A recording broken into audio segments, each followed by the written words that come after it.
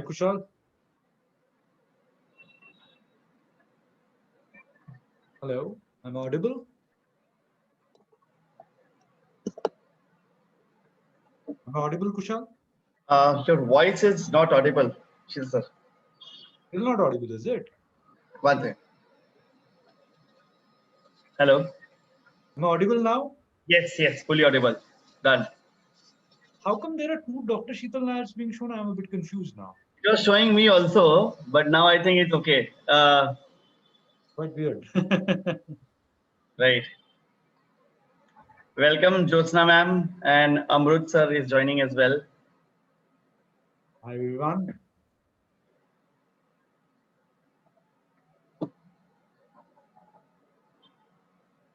Yeah.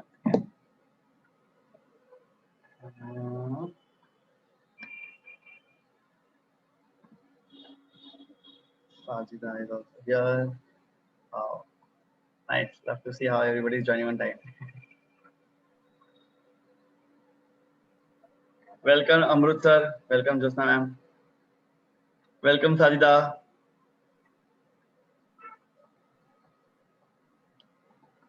Yeah, Yes, I was on mute. Sorry.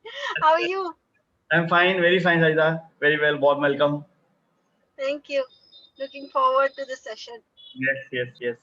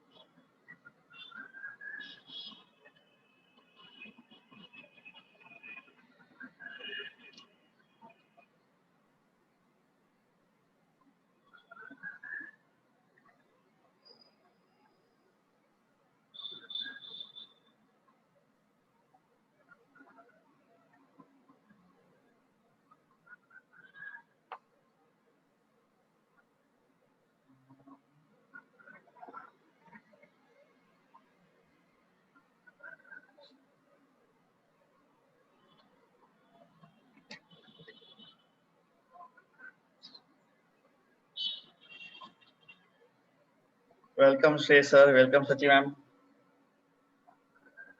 Hi, hi Shri, Very and good. hi everybody. Shalini is also joining.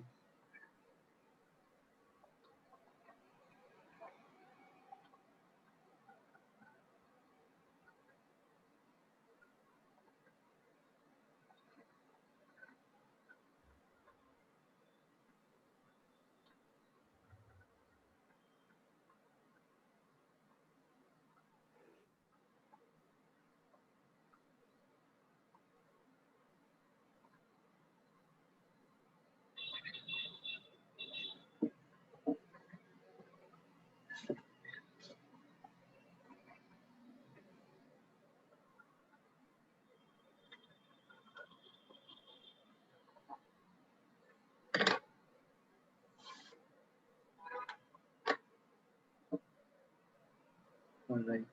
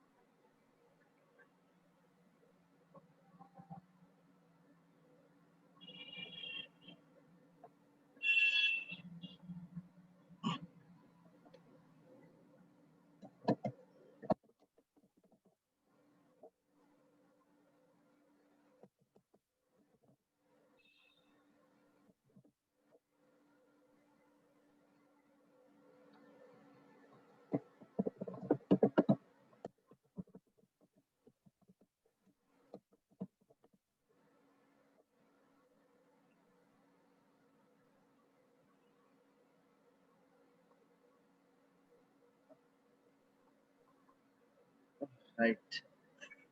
What's there? For, I guess, one or two more people.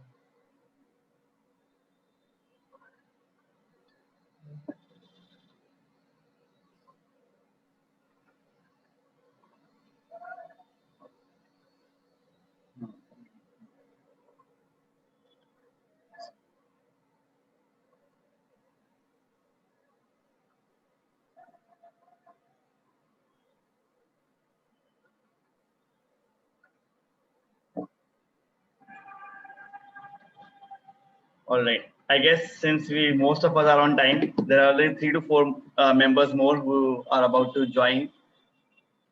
So we'll probably start. I'm going to share my screen very quickly. Hello, Josna ma'am. Very, very welcome. Welcome, Devansh. Here, Palak has joined. All right. Great. Hi, Kushal. Hello, everyone. Hello. Hello. Yeah. And,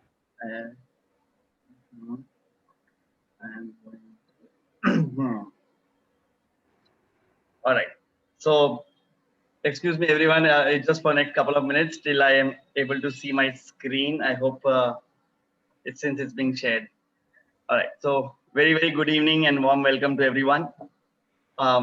We are almost nearing this week of Dan Utsav, which is being held all across India over the last 1 week, and they have beautifully modified the whole Dan Utsav thing this year to happen virtual. Some of you may have got opportunity to see virtual stalls. Box closed just now video. Sorry, Josan, were you saying something?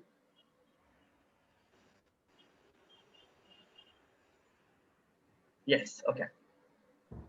So yeah, the virtual platform of Dan Utsav has been really amazing. We have got a lot of opportunity to see other non-profits and organizations in the social field, to see how much they are giving in their own way and how much they are able to carry it forward, the message of giving to the Dan Utsav festival. So the purpose of Sameet Chala also, when we were thinking on the team about Dan Utsav, like we are having one of our crowdfunding campaign on. So we were thinking how do we go about sharing these things on with the larger community, and that's where the thought of having different facilitators sharing their own skills and passion with the community came, and that's how we started. And we almost was the 4th session today, where we have welcoming everyone, and we have today Dr. Sheetal Nair among us. So very, very welcome, Sheetal sir. Sheetal sir has been very kind to help us guide through a lot of things, and today in the session has offered some of the insights about what we are going to start getting unfolding about Ikigai, which is about reason for being.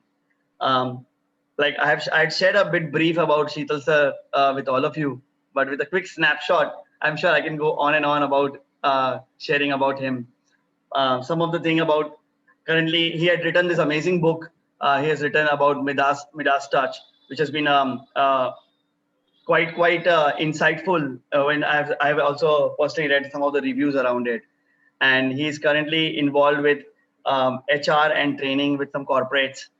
He's one of the alumni member of the alumni council for IIM Ahmedabad, and authored lots of articles in different business magazines as well. So we will definitely get a lot of insights right now in the next 60 to 90 minutes on that. So in the meantime, we move to the next flow.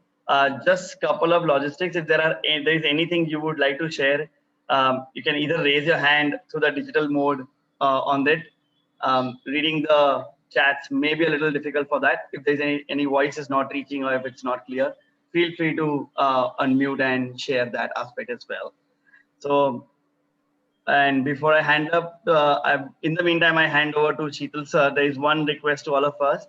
In the next 30 seconds, if we can share in one line, and anyone can start very quickly. Your name, your city, and your expectation from the workshop. And then Sheetal sir can take over with the flow of the session and guide us through the next 60 to 65 minutes.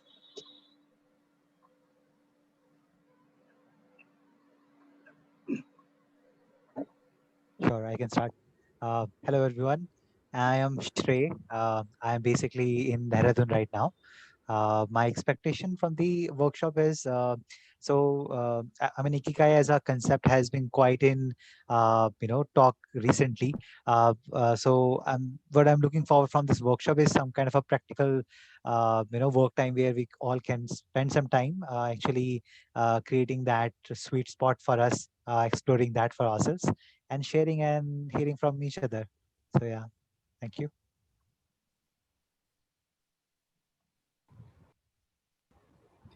Can I go next? Yes. Yeah. Hey everyone, I am Devansh. I am from Ahmedabad, and my expectations from this workshop are knowing more about Ikigai, and just like building on what Shrey said, applying it to our daily lives, and checking out the space that is being facilitated, and obviously knowing more about Sheetal's. Thanks, Devansh. My name is Palak and I'm from Kolkata. And my expectations from this workshop is basically, yeah, knowing more about the Ikigai concept and also to learn how this thing can be communicated to a lot of people also.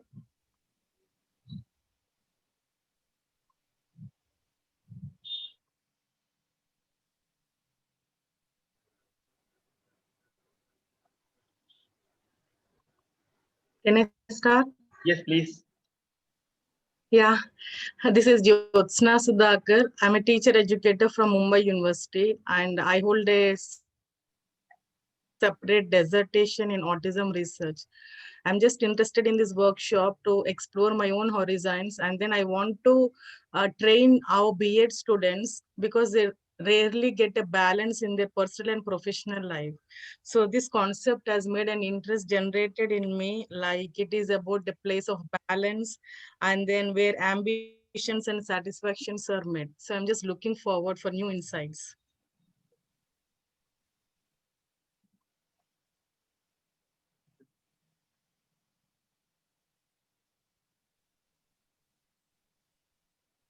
Hello everyone, my name is Kamil and uh, I'm curious to know more about the Ikigai and most probably does Ikigai evolve time by time or it remain the same uh, by century by century? So I'm very much curious to know. Hopefully I get answer of it.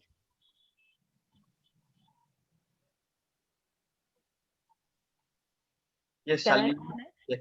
Yeah. Hello, everyone. I'm Shalini Mukund from Bangalore. I am also into teaching and training teachers and a teacher educator. I already read the book Ikigai some time back.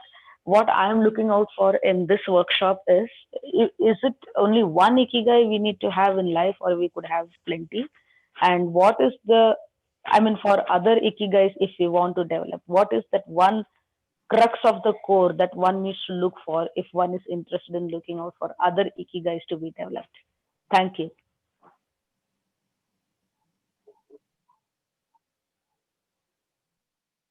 You want to go, Sachi? Yeah, I was kind of unmuting, but thanks. So hi everybody, I'm Shachi and I'm from Ahmedabad. And Ikigai has been my fascination since a very long time, because of which I've also decided to move on to Okinawa someday. So I'm really interested to explore the concept and kind of how to take it forward with. And I'm really interested in the facilitation of Ikigai because this is the first time I'm attending a session on facilitation of an Ikigai. So I'm very curious about this space in general. Lastly, Amritsar, would you like to, Amritsar or Sajida left?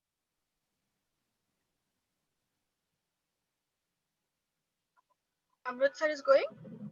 I think you can go ahead, Sajida. Sure. Okay. Hi everyone. I am Sajida. I am from Mumbai. I'm part of school outreach team at Umeed. I'm really passionate about mental health, well-being, and exploring various ways that support people in their journey of well-being and inclusion. And I'm really curious to know more about Ikigai. I had just seen the book once, and I'm just curious to know more today. So looking forward to the session.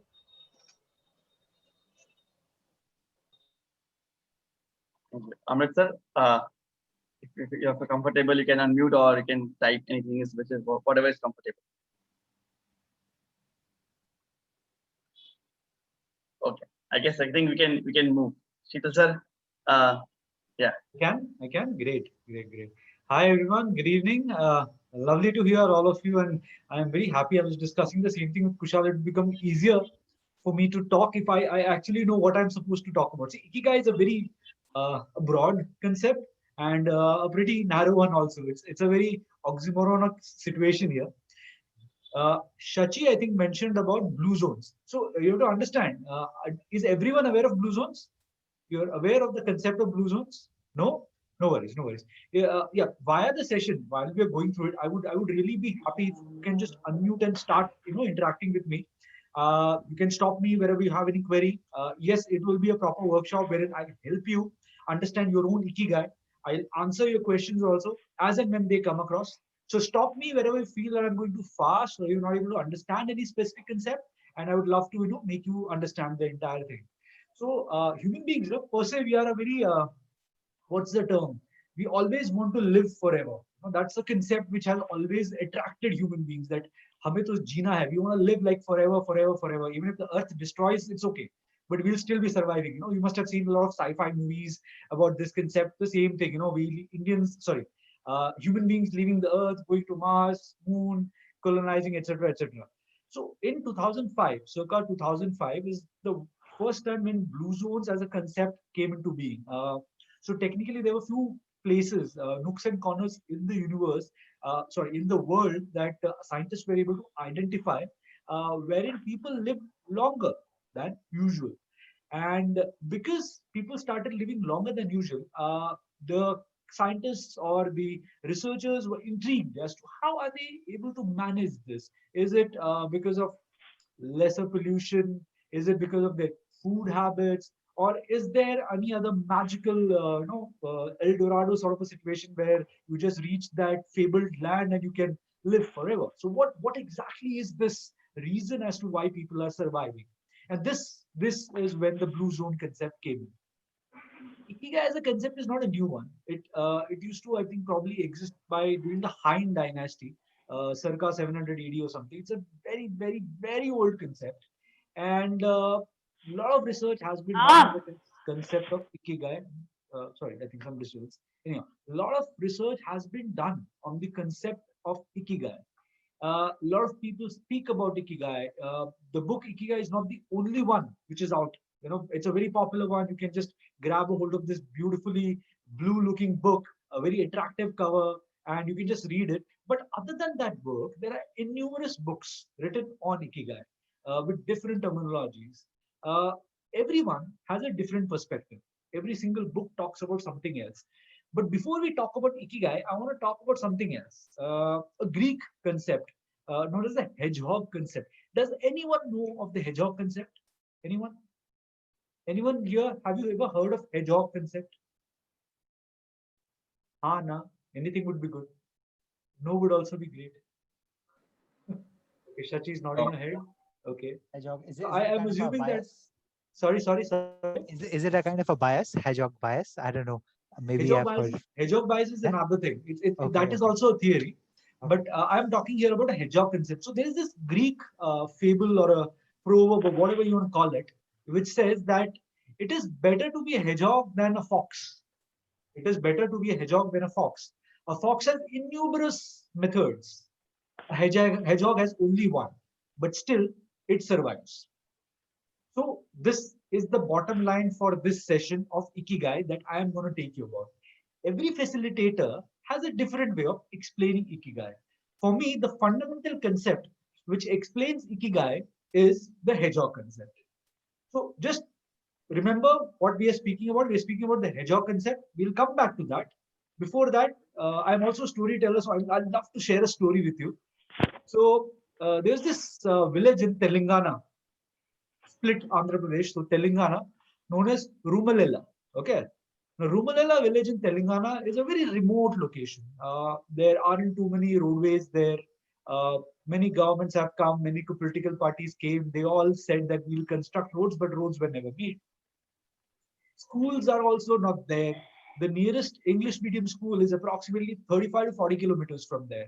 Without road transportation, it is impossible for students to go there. I'm sure you understand that. It's just not possible. So now the village sarpanch, the village head or sarpanch or whatever you want to call it, he and his wife ran a school, a small school, wherein they supported the kids, taught them basic arithmetic, basic language skills, made them understand skill sets, etc. A lot of things were covered, not under the Pradhan Mantri Kaushal Vikas Yojana, directly taught by them. Now, this school was run by the village sarpanch's wife. Now, let's call that wife Munaka. Okay. So Munaka, basic role is to run the entire school, take care of the entire school, their syllabus, their food, the midday meal, etc., etc., etc. Now, one fine day, Munaka was sleeping. So let's say around 9:30, 10. There is no social media, so Munaka can sleep early. So she slept early, and while sleeping, she suddenly had a dream. In the dream, she felt as if her soul is leaving her body. Out of body experience, her soul is suddenly leaving the body and it's gone. And suddenly Munaka could turn aside and she could see her body lying on the bed. So that's it, right? Now Munaka realizes that I'm dead. My soul is apparently going heaven or hell. I mean, she believed it's heaven because of her good deeds. Now suddenly Munaka's soul reached the heavenly gates. Have you all seen that movie of Asrani and Kader Khan? When Kader Khan is the Yamraj and Asrani is Chitragupt. Anyone? Have you seen that? So if not, I'll tell you what. So Chitragupt is a guy who basically handles the balance sheet of life. Okay. So this guy is sitting at the heavenly gates with a book. And that book is basically a balance sheet. How much bad you have done, how much good you have done. And eventually, if some total is good, then you go to the heaven. Some total is bad, then you go to hell. Right? So now Munaka reaches to Chitragupt. Chitragupt, in a very, very weird way, he was bespectacled just like me. He looked at Munaka and he asked, "Who are you?" Simple question. So he asked Munaka, "Who are you?" Munaka said, "Okay, I am Munaka, Raman Tenali's wife." So he said, "I don't care whose wife you are. Just answer my question. Who are you?" Munaka is a bit confused. I mean, imagine if someone asks me, I'm going to say I'm Sheetal Nair. I mean, that's all I'm going to say. I'm not going to say anything else, right? So that's what Munaka said. So Munaka confounded. She said, "I am Munaka from Ramanelli village in Telangana." Chitragupt got annoyed and is like, "Listen, lady, I do not want to know where you're from. I have a very simple question. All I want to know is who are you?"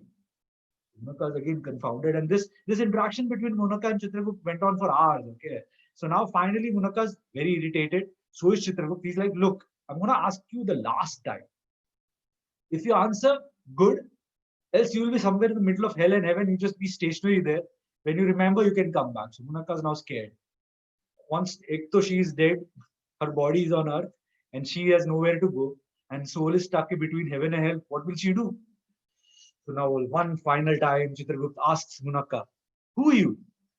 So Munaka gave a really, really, really long thought, and she just answered back to Chitragupt. She said, "I'm Munaka. I am the village school's head administrator. I shape people's young kids' lives and give them a future to look forward to." Chitragupt's like, "Wow, that's what I was about to listen. That's what I really wanted to know. Who are you?" So this is who you are. And that's it. That interaction between both of them, and suddenly Munaka opens her eyes and she is again back on earth.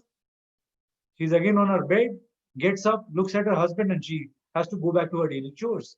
But now, while she's going through her daily chores, she suddenly found a sudden energy burst in her, and she is looking forward to the day. She's looking forward to the day because now she wants to go to the school, she wants to talk to the kids, and she actually wants to make a difference in their lives. Because that's what she told Chitragupt, like that's what I'm going to do, that's what I am. So that is Ikigai. Simple. Simply, this is what Ikigai means.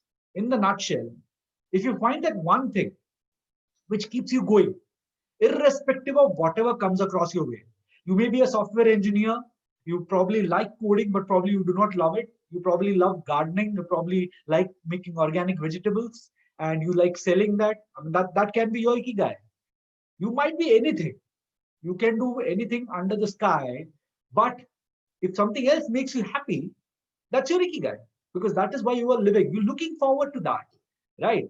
So I mean, really good introduction that Kushal just gave for me, but I'll just share something about me. I'll tell you how confounded I am, because I think few of you asked the question like, can I find Ikigai one time? Does the Ikigai keep on changing? There were certain questions that were asked. So I'll just share my brief background. I am Sheetal Nair. Now I am Dr. Sheetal Nair. I did my graduation in BCA because at that time apparently computer sciences were in, and I was like, "Bas, main bhi coder. I will become the next Zuckerberg." Right? I started doing BCA, and suddenly I realized, "Good Lord, I do not understand coding. It just went a bouncer. I barely passed." So my father, the next serviceman, he was very irritated by my performance. So he took me to a career counselor. The career counselor asked me, did some psychometric tests with me, and he just made me realize that I'm a really good people's person. So I like talking. I like understanding what people want in life, and that's what I'm supposed to do. That's what he told me. Good. I did my MBA in HR from Symbiosis. I worked for some time with Toyota. I worked for some time with some other company in Ahmedabad as an HR. And then I suddenly realized that HR is not the only thing. I like to actually explain really complicated concepts to people in the most simple manner. And this habit of storytelling is like bachpan se. So from childhood itself, I keep on talking about stories. Everything, every explanation is like a story. So then I realized that, okay, probably I am good at training and development, right? So let me do a PhD in TND. So that's how I ended up with a PhD in training and development. I became a corporate trainer. I trained with the government of India. I've been on board with the government of India with NSDC. I have my own company, which is into manpower solutions. But that is my bread and butter. That is not my ikigai. For bread and butter, you have to do something else sometimes. So that is my bread and butter. I earn my money with that. But then I realized that I struck Ikigai 2014, 2015. Ikigai, the concept came to me. And then I realized that I am not really happy making money alone. I mean, it's not fun. What will you do? I probably buy expensive cars, go for expensive holidays and stuff. But that doesn't really make me happy. So then I started delving more into what I wanted to do. I started working with startups. I did my law from IIM Calcutta. I tried to make a change in people, but then again realized that startup is again more money. I'm helping people, but I'm not helping myself. Not my cup of tea. Then I met a very senior mentor of mine. I'll not name him, but in one of the NHRDN summits where Anand Mahindra was speaking, so he came to me and he started talking to me about how I'm able to talk to people and make a change in their lives. And that is when I realized that I'm really good at teaching along with training. So why not make that as my core concept? Why not I become a trainer of very complicated concepts? But kaisa lagega business card pe वैसे I am Dr. Sheetal Nair, trainer of very complicated concepts. Will someone try to talk to me? It may not happen. So I had to go back to my drawing board, get myself more educated. So I did my comprehensive learning techniques from Harvard. I met a lot of amazing professionals there, and they changed my entire way of thinking. I did my PFA, like psychological first aid. So that helped me talk to people and try to understand what they want in life.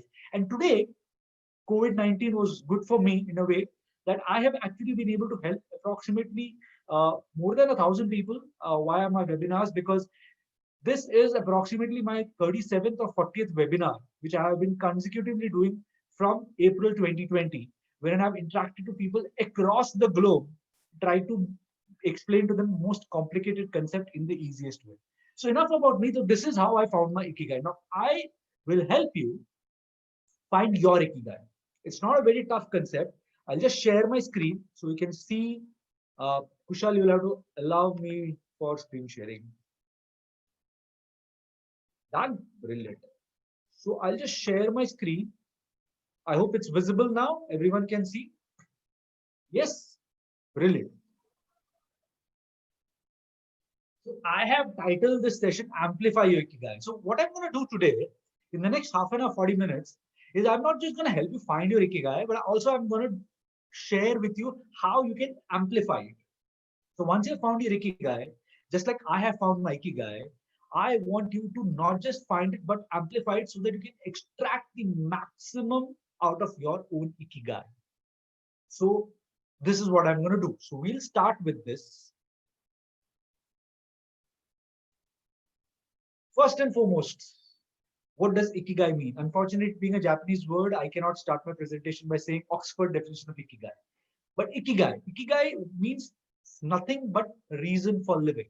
If you can find that one thing, That one thing which keeps you going, irrespective of whatever it is.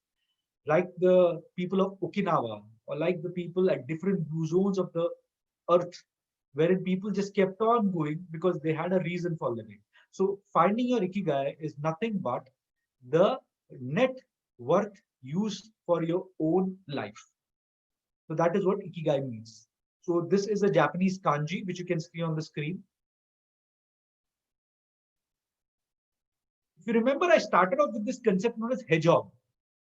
I told you that this is going to be my foundation for explaining with you or to you what exactly ikigai means. So hedgehog and fox, if you were given an option to choose between either of these two, whom would you choose? Would you like to be a hedgehog or would you like to be a fox? Give me an honest answer. I always wanted to be a fox. What about you?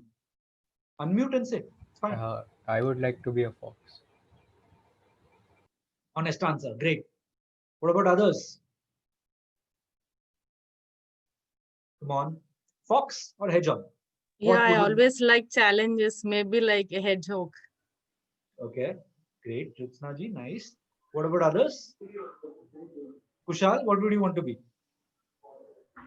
I would prefer to be a fox. Wily fox, huh? Good, good, good. What about others? One more answer? I would like to be a hedgehog. Hedgehog. Okay. Now, from childhood, we have heard of Aesop's fables. We have seen a lot of cartoons, probably even the Wile E. Coyote Roadrunner show, wherein the coyote is so smart. A coyote is obviously a genus of fox. So he's smart. He's coming with these devious methods to catch the roadrunner. So it is a concept which is inherent in us that foxes are very wily and clever and cunning, right? And that's a fact. Foxes are innumerably cunning. They have so many things to do. What does a hedgehog have? A hedgehog is a small animal which has a lot of thorns on its body. I believe all of you know what a hedgehog is. If not, just Google it. The image will come on. It will be a very small mouse-like animal, slightly bigger than the mouse, which has a lot of thorns on its body. Comes from the family of porcupines, but slightly different. And what does a hedgehog do? Whenever it is under attack, all it does, it rolls on the side and just gets its thorns out. And that's it. The predator is unable to grasp the hedgehog. He's not able to eat it, or he's not able to do any physical harm to the hedgehog. Now, in this current scenario, wherein you hear from everyone that everyone should have multiple skills, you cannot have one single skill to survive. If a business is there, let's take example of Reliance. As a company, it is so heavily diversified. It's into internet, it's into petroleum, it's into textiles, it's into n number of things that God knows what Reliance is not into, right? So everyone says that in today's world, it is necessary for you to have multiple dimensions or multiple skill sets which you can explore. Do you all agree to this? Yes or no? Yes. Why? I think even while we are doing one thing, we need multiple things to do that. So while having a strong foundation in one thing helps, but it's necessary to know about a lot of things. But why, Devansh? I know it's necessary, but why? How does it help you? I think it gives you an edge, and also you can transfer a lot of things from one, let's say, component to another. Yeah. Okay, that's a very interesting point. So it gives you an edge. That's the word, the edge that you get when you know multiple skill sets, right? That's good. What about others? People who said that they want to be a hedgehog. Do you also agree that this is you should have multiple skill sets? Anyone? I think there is a chat. Yeah. Okay. Palak, you do not agree to shoot statements generally. Great. So you would like to be flexible in that case. Palak? Yes, I mean, like it differs for different people. So how can we just claim that this should happen and this should not happen? Even multiple skills can happen, be beneficial for many I'm people. not saying no. I'm not saying no. I'm just asking you. I'm not Right. saying no. I myself have multiply skilled. I can never go and say you should not be multiply skilled. Yeah, and even one skill for one person may be good for that person to move on. Okay. But you, so basically, if I try to understand here, you also feel that multiple skill sets are supposed to be good. Uh, no, it differs for person to person. For What about myself, you? For you, for you. yeah, for myself, I feel that multiple skills are necessary. Okay. And when do you stop acquiring those multiple skills? That the skills, acquiring skills will not stop at any point Good. because conditions change and situations change. So we need to learn and adapt. Great. Great. So to survive, you have to keep on adapting. So that is the reason why Palak says multiple skill sets are required. Great. Now, see, two contradictory views. There is nothing wrong and there is nothing right. And the idea here with Ikigai is that via the hedgehog concept, what the hedgehog concept wants to say here is that irrespective of whatever you have, irrespective of multiple skill sets that you are supposed to have that one single skill set.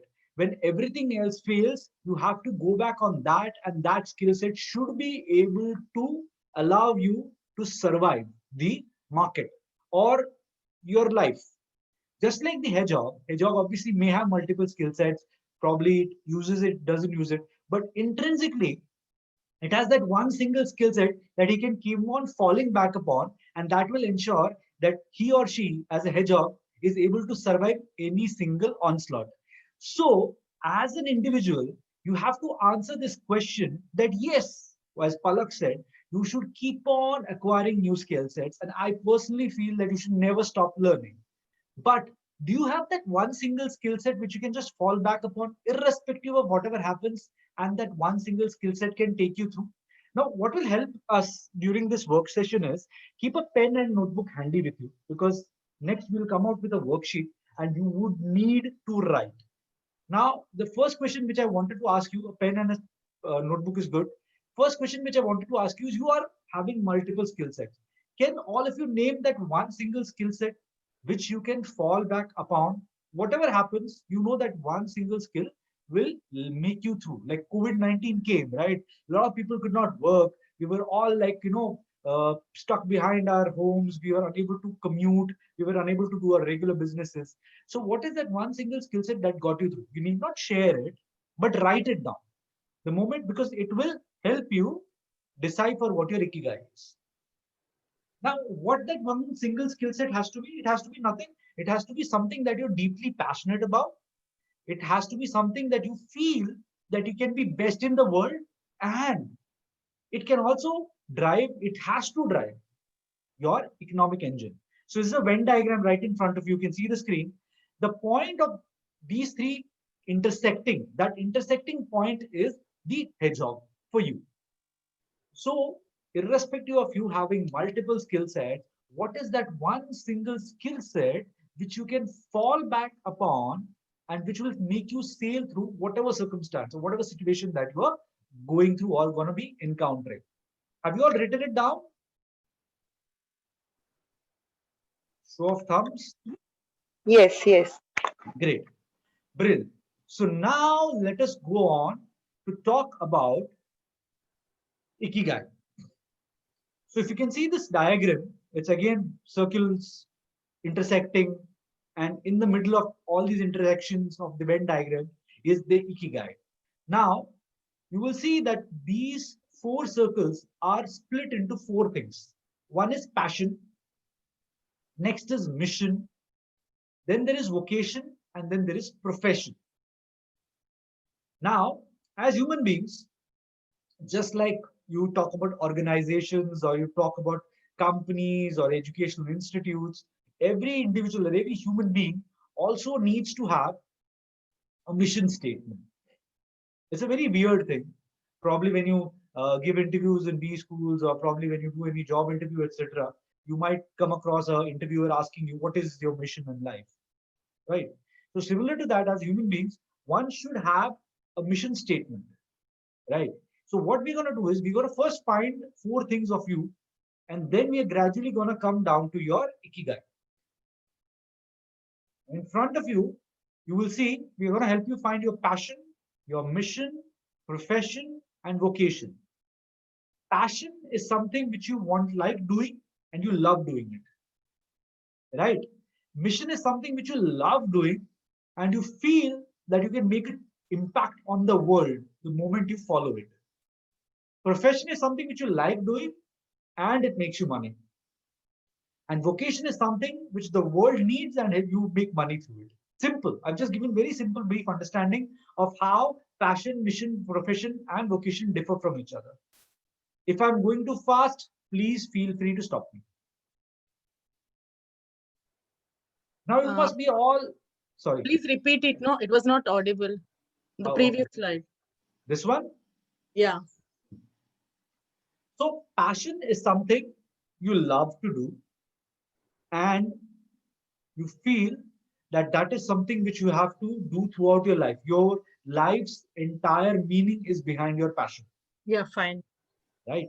Then comes mission. Mission is something which you love to do and you feel that you can make an impact on the world by following something that you love. Next, profession. Profession is something which you like to do or which you want to do, and that by doing it, you will be obviously able to earn money. You will be able to run your economic engine. Next, vocation. Vocation is something which gives you money, plus you feel that it can make it is something that the world needs in reality. You can make a change in the world needs that. Now, these are all my personal interpretations.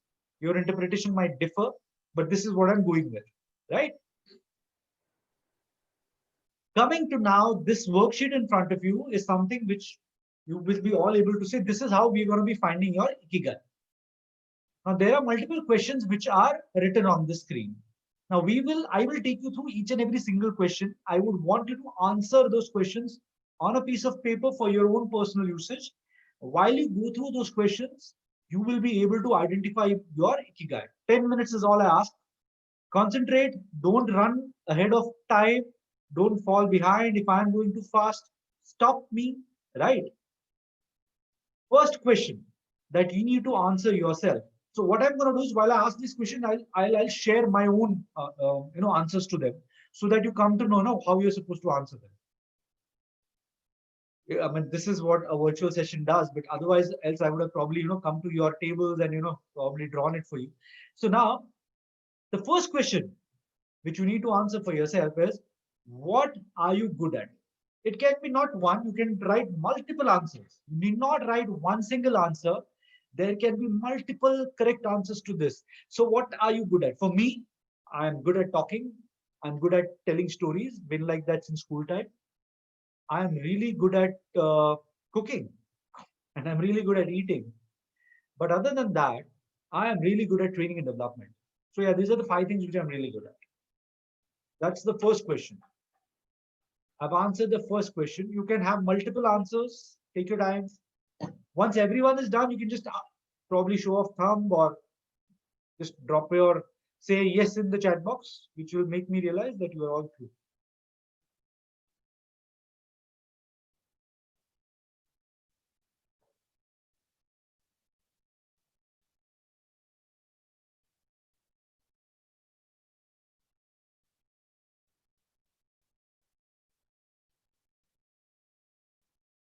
Great, Shrey.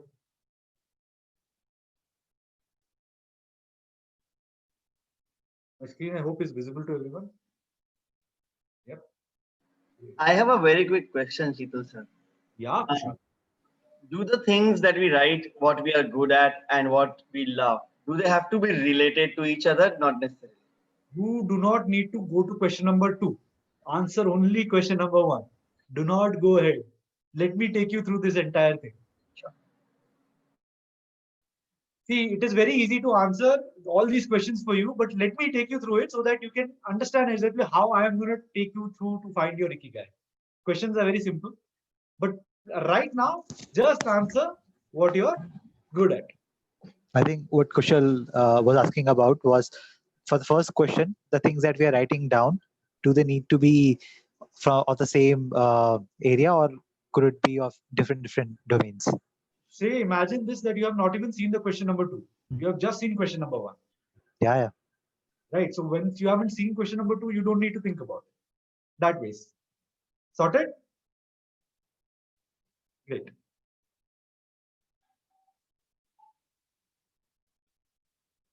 I believe this is the learning for me. I think the animation needs to be step by step. Only first question needs to be visible the next time I do the session. Easier that ways. Great. All of you done with what you're good at? Great. So would someone be, oh, I'm so sorry. Would someone be a sport enough and want to share what you're good at? Kushal, can I trouble you? Well, yes, for sure. I mentioned as planning. Planning. Oh, good. So one thing or more than one? Just one. One. Great. So Kushal has written planning. I've already shared with you what all I am good at, right? Now we move on to question number 2. What do you love? So what do you love? It's not your spouse, but what do you love as in what do you love to do? And to answer Shrey and Kushal's question, it may not be exactly similar to what you're good at.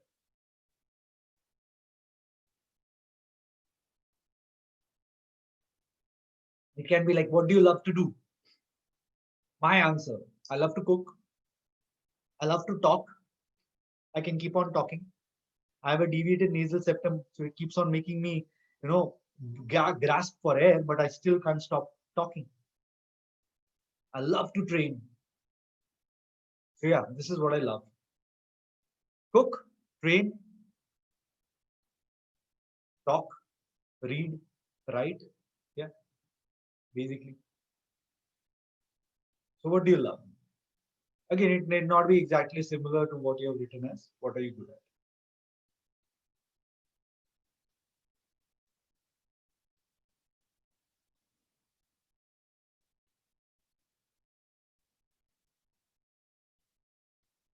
We're calling it 2. This is question number 2, right? So just write down. 1 was what you're good at. 2 was what you love. All of you through with 2? Yes. All of you through with 2? Great, great, great, great, great, great. So I'm moving on now to question number 3. What does the world need? Now here is a very interesting thing.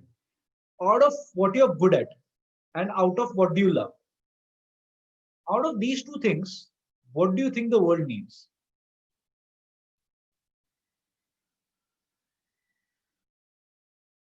Out of what you're good at and out of what you love, what do you think the world needs?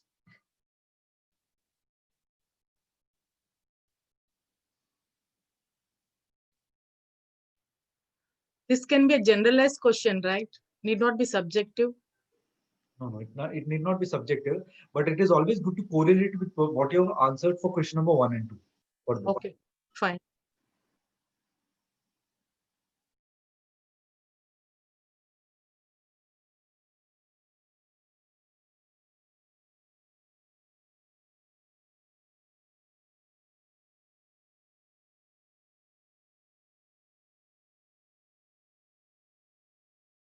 You can go back and change your answers for 2 if you feel it's a bit weird. It's absolutely fine.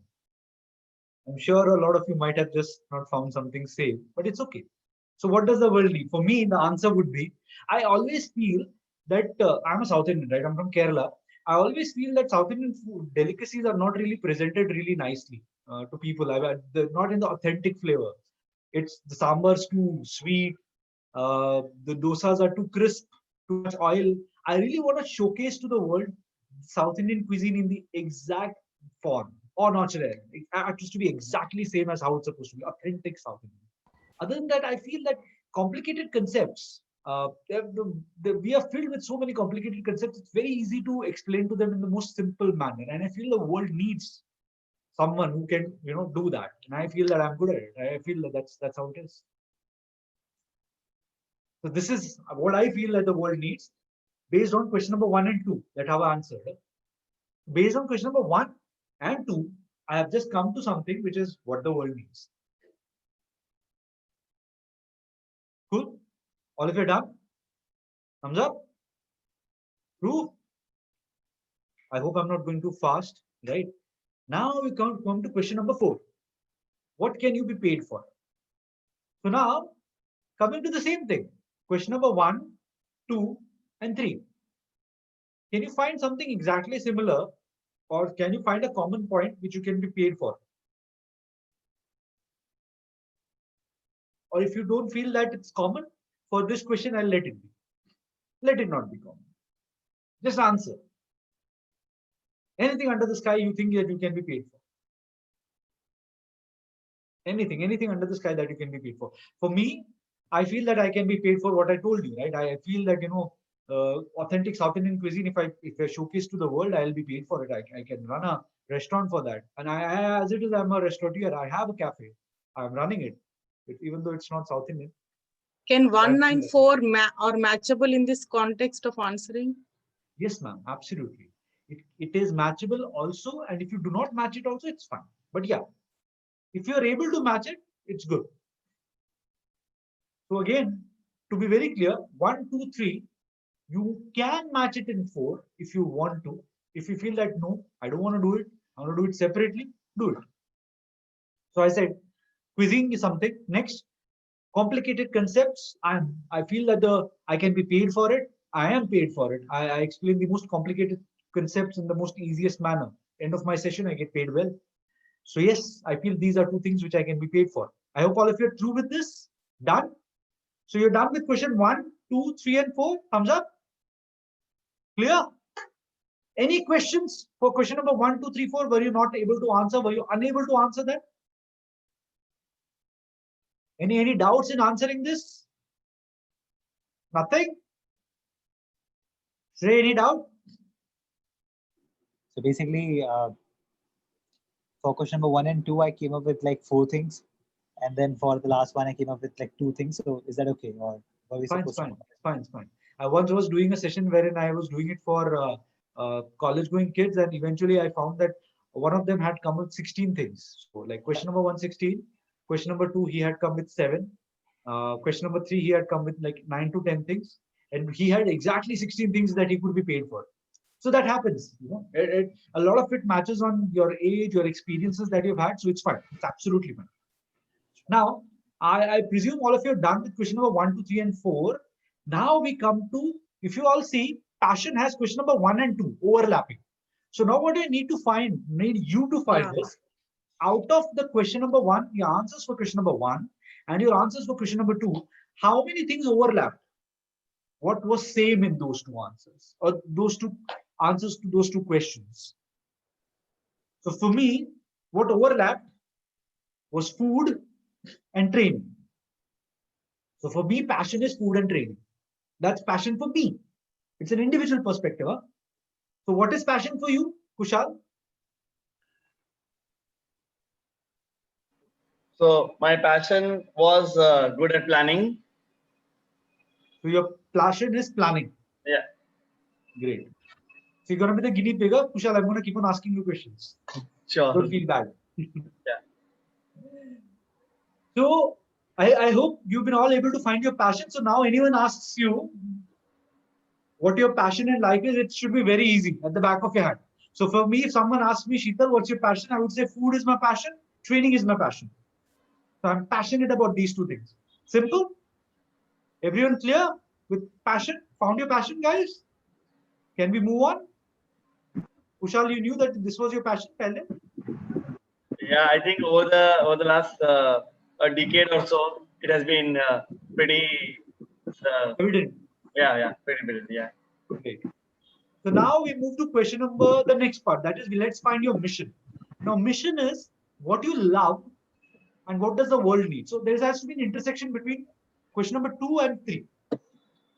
What are the things which are common between question number 2 and 3? For me, it is, as I told you, authentic South Indian dishes.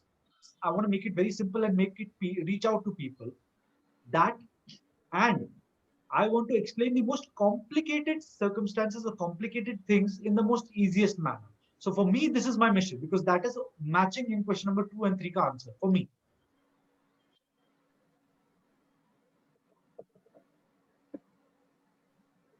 Done? All of you been able to find your mission? Kushal, what's your mission? Mission.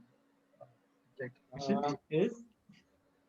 So I put down as taking care of my health. Oh, nice. That's nice. So this is what overlapped in question number 2 and 3 for you, right? Right. Yeah. Great.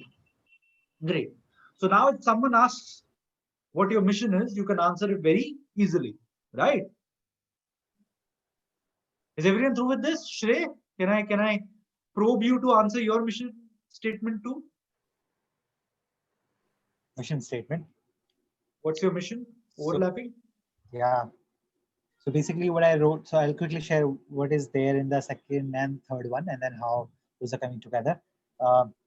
Around what things I love is just around this integration of parenting and education, and what the world need is kind of a pathway or kind of some direction about how can we bring up our children in a better way. So yeah, that is my mission statement.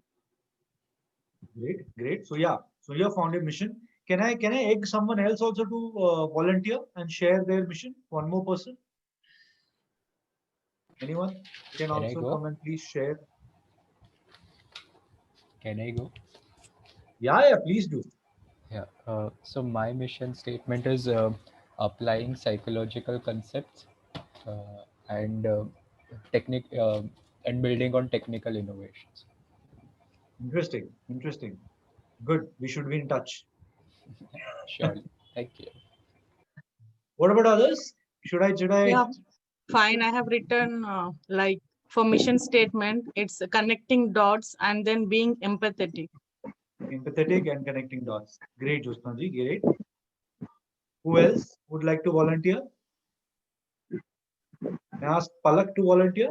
Palak Sharma. Yes, I was just writing in the chat box. So thank you for asking me. So my mission statement comes out to be like creating opportunities and great learning experiences for children for children and students. Great, Palak. Shachi. Yeah, hi. So my mission statement is like to make children aware about themselves and know themselves much more, and same with like first know myself much more and then facilitate that for the children of our country and stuff like that. So yeah. Great. Basically, Great. So now all of you have found your mission. So now we're moving on to vocation. Vocation may, what you're supposed to do is overlapping statements between 3 and 4. So what does the world need and what you can be paid for? That becomes your vocation. Right? So I feel that the world needed someone who can, share authentic dishes in the most simple manner across to people. For me, it was South Indian dishes, and I wanted to explain the most complicated things in the easiest manner. What I could be paid for, I am a trainer, so obviously I'm paid for that. And I run a cafe, so I'm obviously paid for that too. So my vocation overlapping here is cafe management and running a cafe or a restaurant, and as a trainer. So that becomes my vocation. What about you, Kushal? So I've mentioned as demystifying or decluttering thoughts. Okay, good. So that's what I can probably get paid for, because I think there are often, I worked last 10 years in the field of education. So there are a lot of things that we have either myth about or we want clarity on. And I think that's what I have been helping and doing things over the last 10 years. That overlap is there between question number 4 and question number 3. Not really. What is the overlap between question number 3 and 4? What overlapping? Yeah. Whatever point overlaps, intersects, or is the same one for question number 3 and question number 4, that becomes your vocation. Okay. Find that. Sure. Anyone else would like to volunteer? Can I go? Yeah, please. So my vocation can be either I am an ML engineer, machine learning engineer, and I'm working towards being a mental health researcher slash worker. So Great, those are my great, questions. great. And it's absolutely fine if you don't find two, if you find one. It's fine if you find more than two also as a vocation. So there's no bottleneck that I have to find two or I have to find one, but you have to find a minimum of one. One vocation has to be there. So there has to be one point which overlaps in question number 3 and 4. If you are not able to find, go back to the drawing board, answer your questions again from 1, 2, 3, and 4, then come back. Because there has to be one overlap in 3 and 4. Shrey, can I ask you also to share your vocation? So for example, for the fourth one, what can I be paid for? I have written like as a teacher. Then I'm thinking, so is that the same that will go into vocation then? Like No, but vocation? vocation mein to question number 3 and 4 common point has to go, no? Yeah, absolutely. So for So example, what does yeah. the world need? What is your answer that you shared for what does the world need? Yeah, so for example, if the world needs kind of a model for how do we bring up our children in terms of integrating education and life and parenting all of together. So if there's this model that the world needs, and if I can be paid for as a teacher, then all I'm doing is just clubbing these two things for vocation. Is it? Yes, yes. The point here is that you're integrating it. Huh? It cannot be a simple teacher. It has to be what does the world need and you can be paid for. So you're integrating that and making it a one single statement. So you're a teacher who does XYZ. Absolutely, a niche. You're getting the point, right? You're getting how you're going to go through it. So you have to find out one common thread between both these things, join it together and make it a vocation. Absolutely. So for me, I'll give you a very simple example. I actually feel that the world needs authentic South Indian dishes, but my cafe actually serves authentic Gujarati dishes. It doesn't really serve authentic South Indian dishes. Sure. So I serve handwo, thepla, etc., etc., etc., which is not exactly South Indian. But eventually, there is a common thread. Can I get someone else also to jump in and share your vocation? Shalini ji? Are you there, Shalini ji? Yeah, yes. Hello? Yeah, Shalini ji, can I have your vocation? There was some problem with my connection, so I could not do that part. But right now, if you ask me my vocation, that would be to provide the best of training tools to teachers, empower teachers so that they can empower children in with respect in regard to English language and literature. Is that an overlap between question number 3 and 4 for you? Have you Yeah, answered? looks like that. Yeah. Okay. Yeah, it looks like an overlap. Great. Then it's fine. Shachi? Yeah, so for me, what can I be paid for is something that I'm getting paid for right now. Like I said, I want children to be aware about themselves and have this journey where they feel resilient enough. So currently, what I feel is that I am using social and emotional learning as a tool to help children do the same. So that is something that I think I can be paid for. But then what is your vocation, Shachi? Okay. It has so to then be it an is like overlap between... facilitation is the vocation that I'm talking about. Facilitation of SEL skills and like how to build resiliency, how to be aware of yourself, how to be aware of your emotions and etc. Okay, great. Dr. Patel, Amritsar, can you also share your vocation?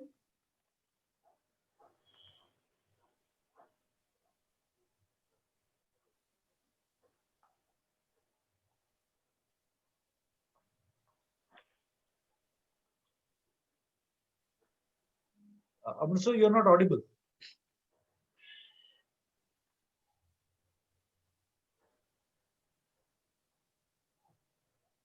Not audible, sir. Nope, not audible.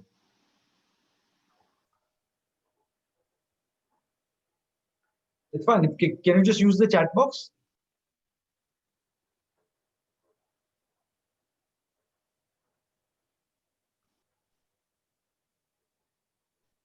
Well, Amritsar uses the chat box. I can trouble who else? Vishal Sharma ji, can you share your vocation?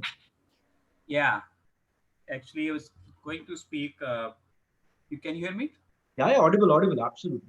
Yeah. So one thing I realized, most of the things for me are very common, but since you're talking about vocation, so things like positive thinking, counseling, coaching. I think so. When I'm looking at in general the well-being techniques I'm trying to teach, and that becomes something that I get paid for. Not always though. So I would call that as maybe a quick vocation, even though my intention is not for the paid for part of it. So I don't know whether that really fits into my Ikigai definition that I should be worried about the if I'll get paid for it or not. Vishalji, this is not your Ikigai. We are not going to your Ikigai. We are currently only stuck at your vocation. We will go to your Ikigai. Okay. So, So as I said, it's a very simple exercise. But I want you to be with me, go step by step. Because if you jump ahead to your Ikigai, you may not. I'll not be able to help you actually find your Ikigai. Okay. So what I've written education part is maybe coaching and training people for simple and easy well-being techniques. Brilliant. That's it. That is your vocation. Great. Awesome. Thank you. Now let's jump to question number, the last one, the last intersection that we're talking about. That is your profession. I would like to share my point. Yeah, please. Yeah, in my vocation, like I got overlap with two different points. The third point is a problem solving approach. And my fourth point is related with conducting workshops where I can make a difference in lives. Okay. Like it is basically a concept called a service beyond self. It doesn't go with monetary terms. Okay. It's a part of community service. Okay. But I mean, you can find a common thread between question number 3 and 4, and you can make it one single statement. Then it becomes a commercialization. So I'm just doubting to get an input from you.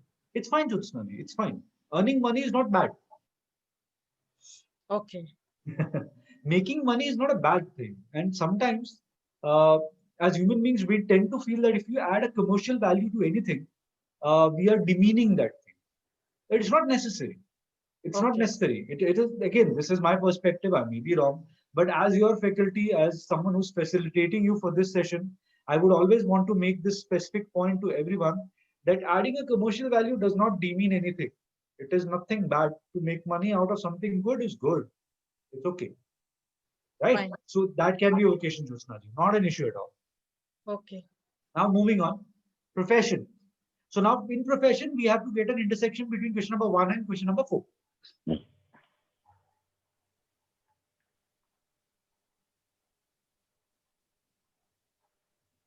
Intersection between question number 1 and question number 4.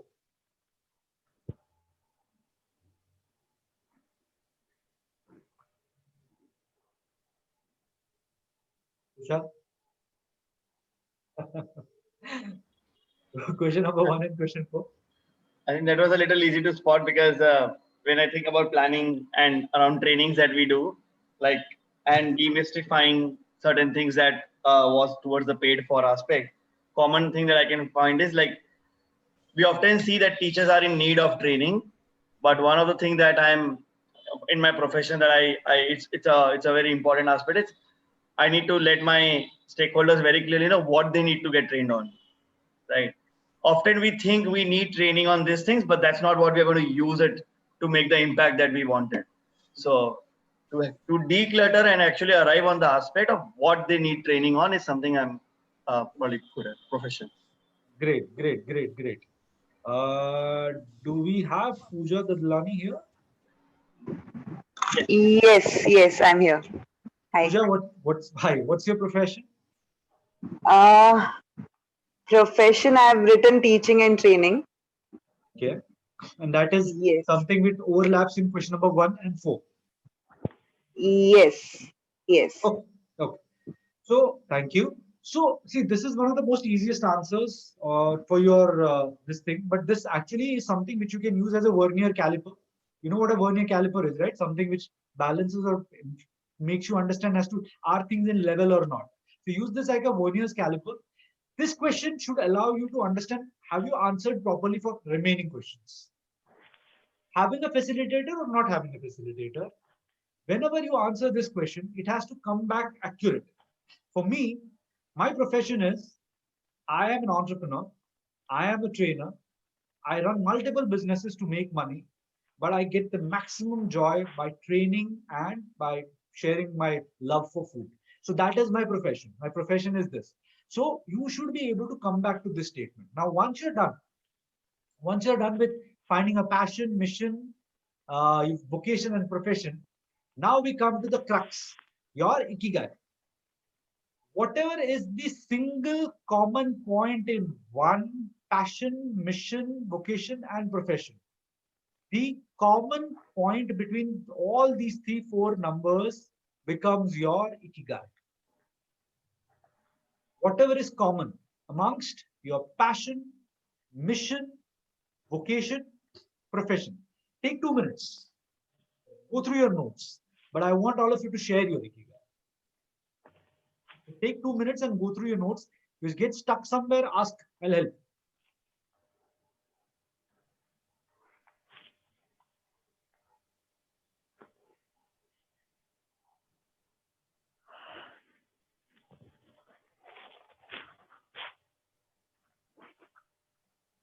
For me, my ikigai is to create. It's very surprising, right? My passion, my mission, vocation, and professions don't really have this. But then I realized that at the crux point of all this, I am creating. When I become an entrepreneur, I create new ventures. When I make a cafe, I create new dishes and I share. So in reality, I love to create. When I come out with techniques to share complicated concepts, I'm again creating new methodologies. So for me, my ikigai is to create anything, but to create. Confused?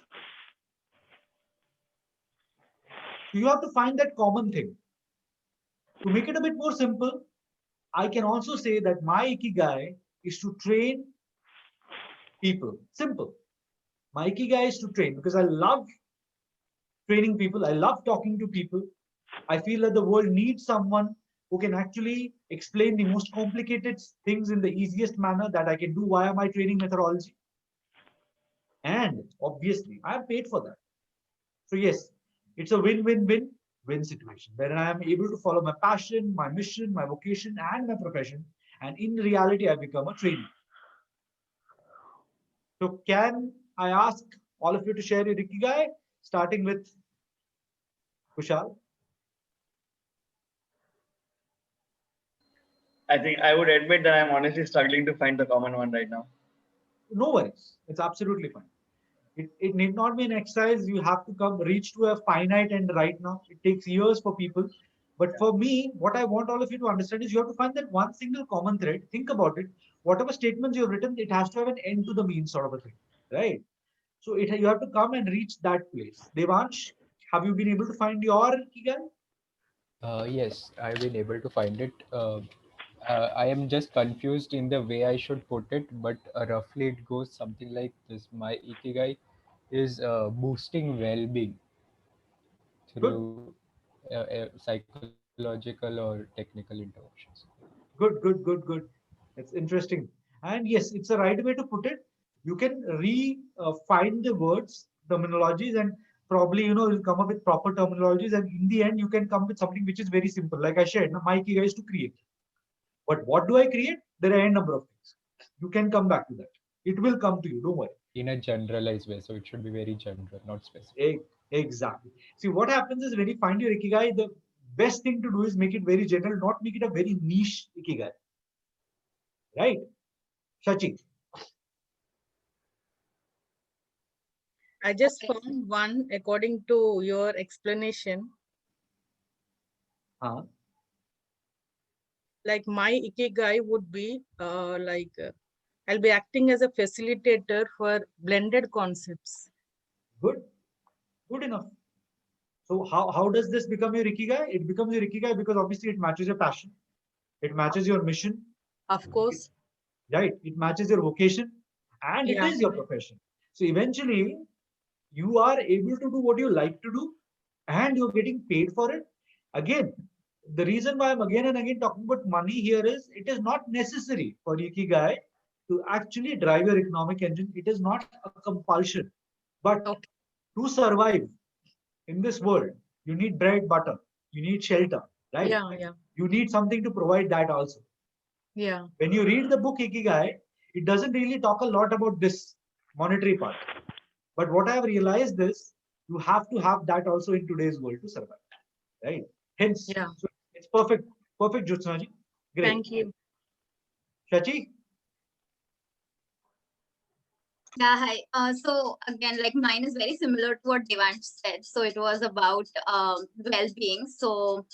Uh, it- so yeah, that's something that I have. But again, I also do struggle with articulating the same in the most prominent ways. So yeah. Not an issue at all. For everyone, this is something which I want you to understand that when you find your Ikigai, it can start off being a very complicated statement because once you find the common between all these questions that you have been asked, you end up with something which is extraordinarily complicated. Try to generalize it. Think about it. It might take a day, it might take an hour, it might take a week or a month, but you will be able to come up with a very general statement. Like for me, it has taken 5 years to come to my Ikigai, which is to create. Earlier, it was something else. Where someone asked, can my Ikigai change? Yes, it can change. It is not necessary to be the same, right? So yeah, next, Pooja. Yes. So actually, I missed like first 15-20 minutes of your session due to some technical this thing. Yeah.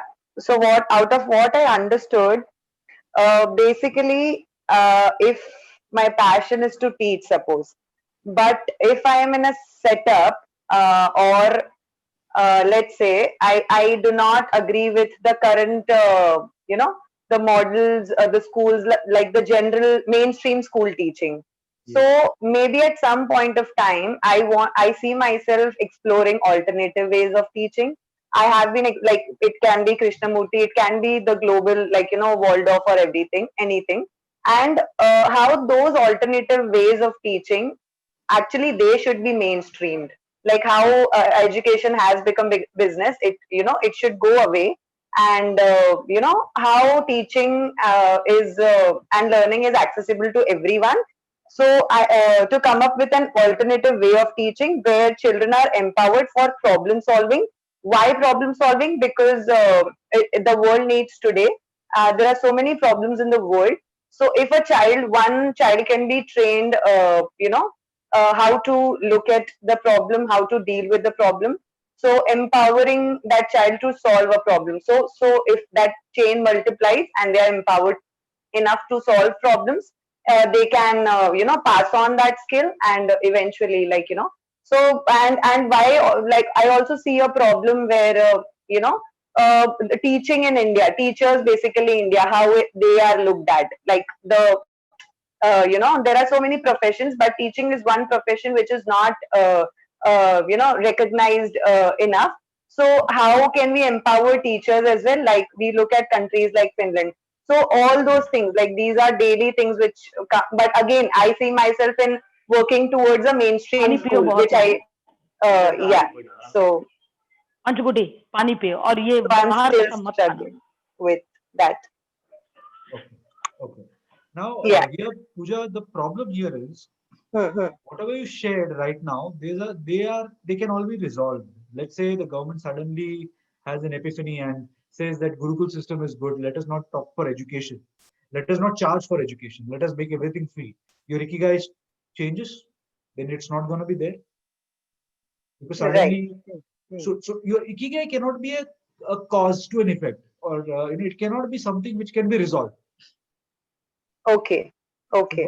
You cannot If Ikigai it is cannot. taken care of, then my Ikigai goes away. Is that what you're saying?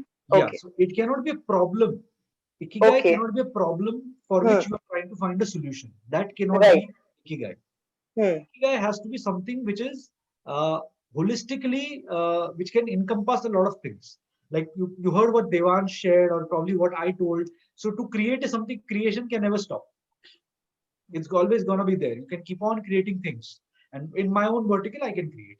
Like what Devan shared, again, that is again something which is going to keep on happening. Machine learning is, ML is going to evolve and evolve and evolve. And there'll be so many things which will be done in ML. Probably after ML, there can be something else that can come. You can probably enter into a realm like a matrix realm or something like that.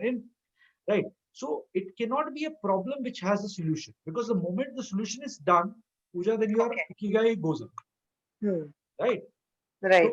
So you can keep on working at it, and I'll help you. So we can keep on answering a question and come to a common thread. Right. So, Right. moving on, now we have Amrutji. Have you been able to find your Ikigai? Can Amrutji unmute himself? Still the audio issue persists, sir? I think still Amrit the ji audio आप issue. अमृत जी आप कर पा रहे हैं? I think आपने शायद 2 device से log in किया है अमृत सर. अगर आप जिस डिवाइस में आपका फोटो आ रहा है वो नहीं, दूसरे डिवाइस को अगर आप शायद अनम्यूट कर सके, उसमें शायद सुनाई दे. Yes, yes. Seems so.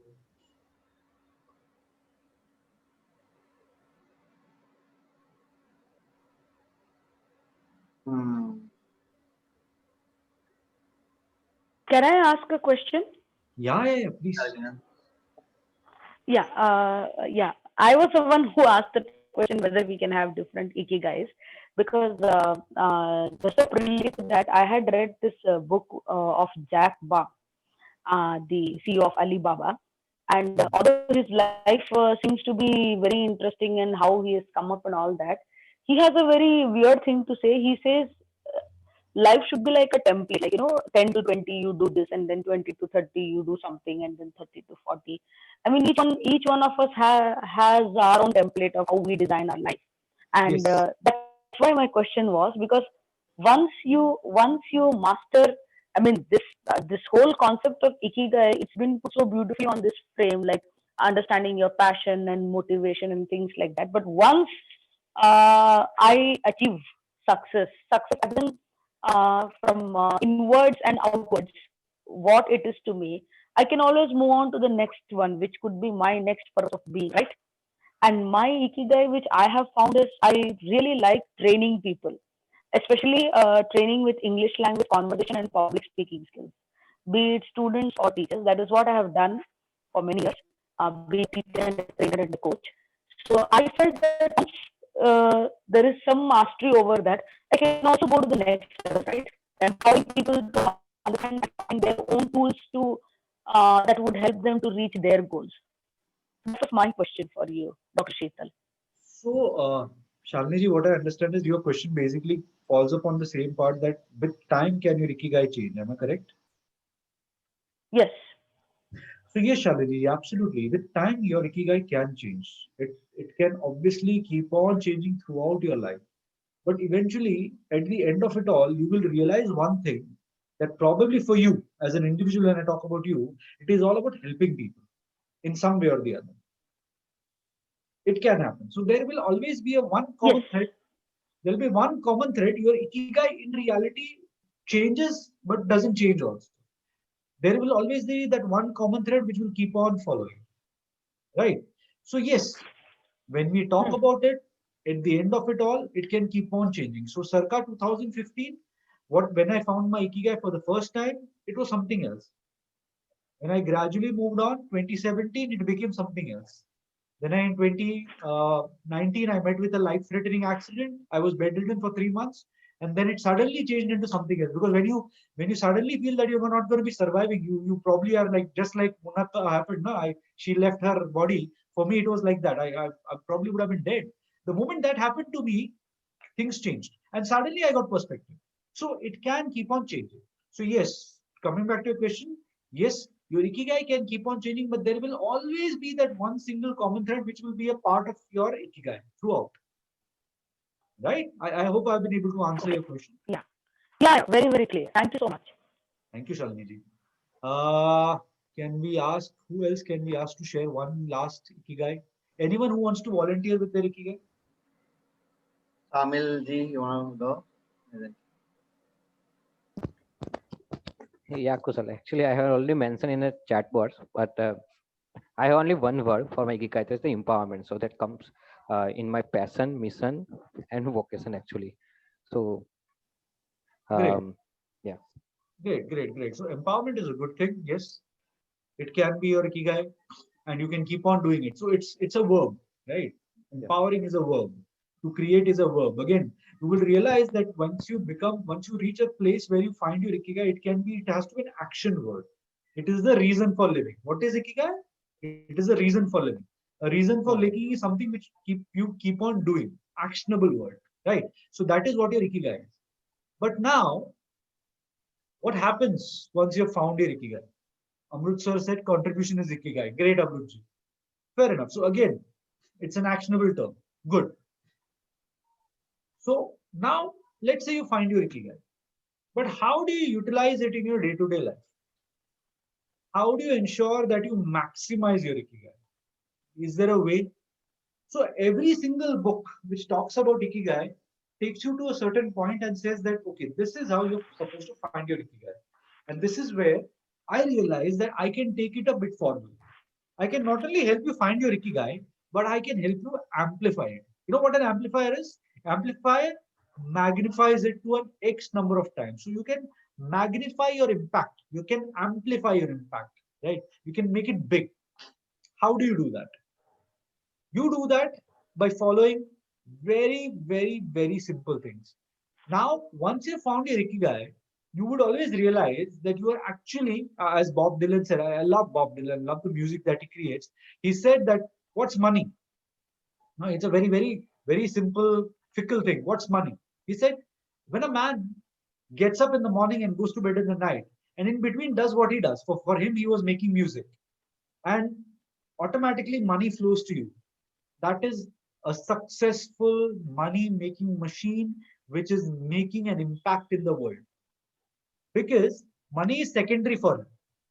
Success is secondary for him. He or she is doing something that he loves. Success and money are automatically following. It's okay. If it's there, okay. If it's not there, it's okay. So that is what Bob Dylan spoke about money. And that is what Ikigai does to you. Ikigai basically makes you do things in your life in the best possible manner. You enjoy doing things in your life and you are a success too.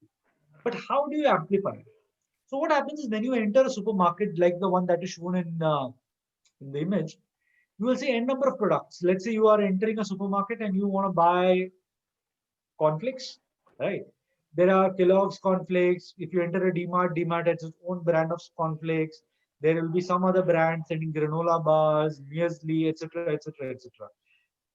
What do you choose? You choose that one thing which you have thought about it. Like घर से बना के गए हैं कि मुझे Kellogg's special K I'm supposed to buy. So you'll go and buy that specific thing. That is because you know what you want to go and grab. So while you're doing your Ikigai, while you found your Ikigai, you know that this is what I want to do. But while you do that, how do you maximize the effect? How do you end up with getting a discount? How to do that? But to do that, you're supposed to do simply 5 simplified things. I will just rush to the 5 simplified things. There is this term Ikigai that we have all heard. What does Ikigai mean? Ikigai means the reason for living. Now, I have discovered another term which is known as Fubutsushi. The term which is known as Fubutsushi. Similar to Ikigai, Fubutsushi is a Japanese word. So you can see the Japanese kanji on your screen. Is the screen visible for everyone? Yes. Great. Yes, yes. The Japanese kanji Fubutsushi. Fubutsushi means what? You know, when the first rain hits the earth, there is that smell that comes. You all are aware of that smell? When on the dry earth, the first droplet of rain falls, that smell. Whenever you get to that, whenever you smell that smell, that aroma, that fragrance, automatically your mind is transformed to rainfall. Yes. You know your favorite dish that your mother cooked. For me, the favorite dish that my mother cooked is a dosa. Again, as I said, typical South Indian. All Mallus eat dosa. So yeah. So that favorite dish for me is whenever I get the smell of dosa, the aroma of dosa hits my nose, I am automatically taken back to my mother. So this thing, this terminology or this effect that happens is Fubutsushi. The things, the feelings, the scents, the images that evoke memories or anticipation of a specific thing is Fubutsushi. Now, how do you link Fubutsushi to your Ikigai? Now imagine you have all found your Ikigai. For me, my Ikigai is to create. Imagine whenever I walk into a, let's say a seminar, whenever I go to listen to an orator, I know what my Ikigai is. My Ikigai is to create. Whenever I listen to a storyteller, someone who tries to explain to a story, what do I do? My brain automatically, it puts me in his shoes, or it puts me in her shoes, and tells me what would I have done if he or she would be talking and I would actually be there talking about the same thing. Now, automatically, what does that happen? What does that my brain become like? My brain becomes like a sponge. It automatically grasps whatever good that that individual is sharing. Are you able to understand? Are you comprehending what I'm trying to say? Is it becoming too complicated for you? Kushal, you're able to understand? Yes. Okay. Simply, Fubutsushi is nothing but something that reminds you of a specific thing.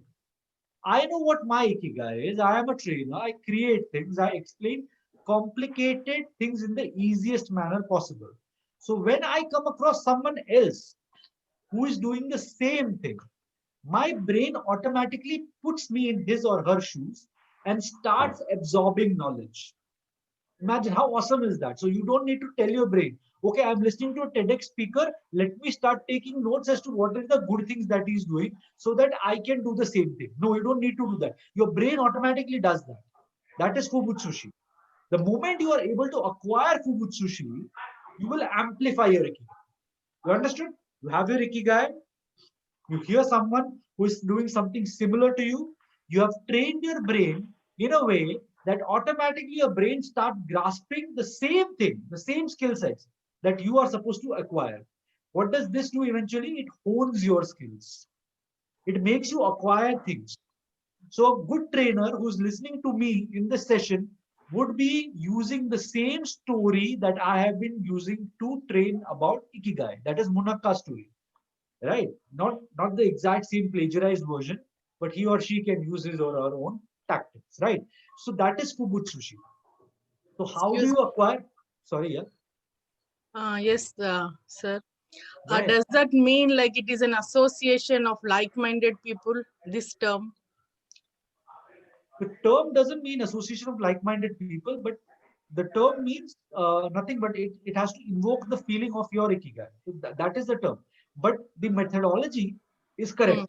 The methodology is automatically your brain has to associate with like-minded people. So something that you are doing, there is another professional who is into the same sort of a thing. Okay. He or she may not exactly share your Ikigai, but he or she has certain skill sets which you want to acquire. Your brain automatically starts grasping. That is Fubutsu. Okay. I have a question, sir. Yeah. Yeah. Is it like the law of attraction? I have used the law of attraction. I've used certain concepts of the law of attraction, true. But in law of attraction, you're wishing a lot of things. You have to think about it, right? Here, your brain automatically starts gestating ideas. You don't need to talk to it. So yes, law of attraction, but in a very implicit manner. Clear? Okay, got it. Yeah. Great. So how do you train your brain to get into the stage where it automatically starts acquiring Fubutsushi? You have to do 5 things. You have to do 5 things with yourself, and take it from me. You do these 5 things. You have found your Ikigai. You will automatically amplify your Ikigai. What are these 5 things that you need to do? Number 1, if it feels wrong, don't do it. In your life, you do know so many things in your life. You do encounter so many people. You talk to so many people, right? They ask you to do so many things. A lot of times we do things which we like. A lot of times we do things which we do not like. So don't do it. Simple. Trust your intuition, your gut feeling. Your gut says don't do it. Don't do it. Forget it. It will be very tough to practice this when you begin. But the moment you start doing it, you'll automatically start feeling there is a change in your body, the change in your mind, and the change in the way you are perceived by people. Not only will your perception to others change, but others' perception towards you also will change. So if it feels wrong, don't do it. That is number 1. Number 2,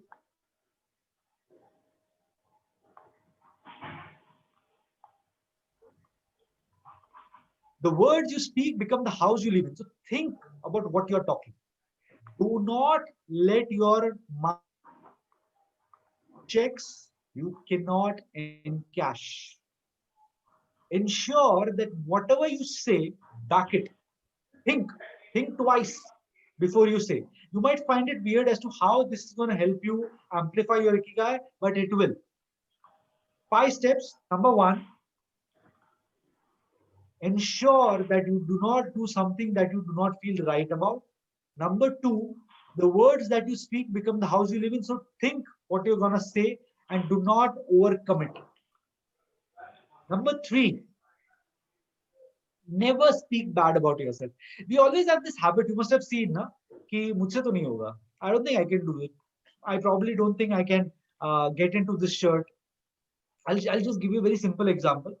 So once upon a time, I was 121 kilos. Once upon a time, I was 121 kilos. So there's this brand known as All. I don't know if you've heard of All. All ka maximum size, size 5, right? I used to get into that, and sometimes even that used to be tight for me. So I used to be the brand ambassador for All. And what did my wife do at that time? She bought me a T-shirt of XL size. So I mean, she that we were just about to get married, and probably she probably did not gauge that I could be so fat, so I could not get into that. I kept that shirt with me. I did not throw it away. I did not exchange it. I kept that with me, and I said, no, I have to get into that shirt. I can do it, and I will do it. And I kept on working on it, and today I have lost 41 kilos. I'm 80, and I can fit into that shirt. I still have that shirt with me. It's taken some time, but I always spoke good about me. I never said that I can't do it. I can do it. Why speak bad about yourself? Because if no one else listens, now you remember that you are listening. Your mind is listening. So you're conditioning your mind by saying that you can't do it. You're conditioning your own mind that you will not do it. See in that Batman movie, I think it's Dark Knight Returns. Yeah, the last one. So you remember the scene wherein the Christian Bale is supposed to jump from one ledge to another ledge. If he does, he has this support tied around him, and when the last jump, he takes that support off because he does not want to think that if he does not make it, he can still be held back. Similar to that, you must have seen these athletes. Okay, when they run, they always say, "I can do it. I can do it." They talk to themselves. You also need to do that. You should never talk to yourself anything bad about yourself. You should never say no to yourself. Not in presence of anyone. You can be alone, isolated. But you should never ever say that you can't do it. You can do it. Keep on saying that. Right? So that is number 3. We're done with 3. Number 4. Sir, one request. Yeah. I think your face is not very clear. Maybe you'll have to switch to that virtual background mode. Just a sec. My face is not visible. Okay. It's not coming clearly. Yeah. Yeah. Just a sec. I'll do that. None. I think now will be clearer. Yeah, none. Yeah. Now better. Yes. Clearer? Great. Yeah. Great. Thank you. I'm again going to be sharing. Shared.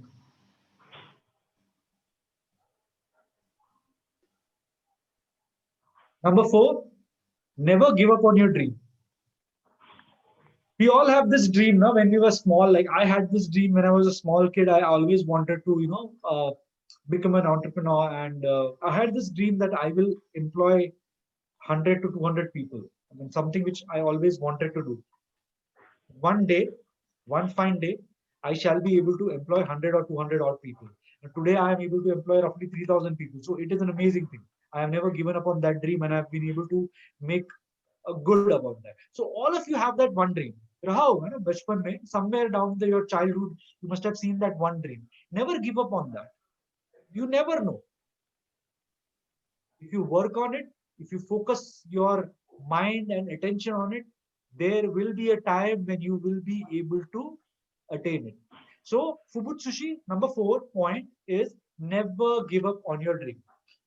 Number 5, the last one, be selfish. Always be selfish, not in the negative connotation. But remember one thing, I think this I think a lot of motivational videos have shown. Jay Shetty came up with this idea. In the flight, you will always see that the flight attendant will say, when the mask falls, air pressure is not there, take that mask and breathe first yourself, then help your passenger, your co-passenger. The reason that is said is that if you are able to stand your own feet, if you are able to be self-sustaining, can you actually go and help someone else? If you yourself don't have a stand, if you yourself are not comfortable enough, how will you help someone else? So be selfish. Love your own self. Have enough control on your own idea and be self-aware. Be aware of what your skill sets are. So these 5 things, if you're able to encompass these 5 things in your day-to-day life, you will be able to acquire a Fubutsushi and amplify your Ikigai. So these are 5 things. You do this, and I assure you, just like me, you will also be able to amplify your Ikigai. Not just find it, but amplify it. And once you do that, the day you're actually able to decide that this is my Ikigai and you're able to do it or follow up on it, that day will become your lucky day. With this, I bring this session to an end. I hope I've been able to take you through to understanding what Ikigai is, to understand the meaning of it. And yes, eventually, I think you will be able to find your Ikigai and amplify it. So open for questions, all of you. You can ask any question. I would love to help you out.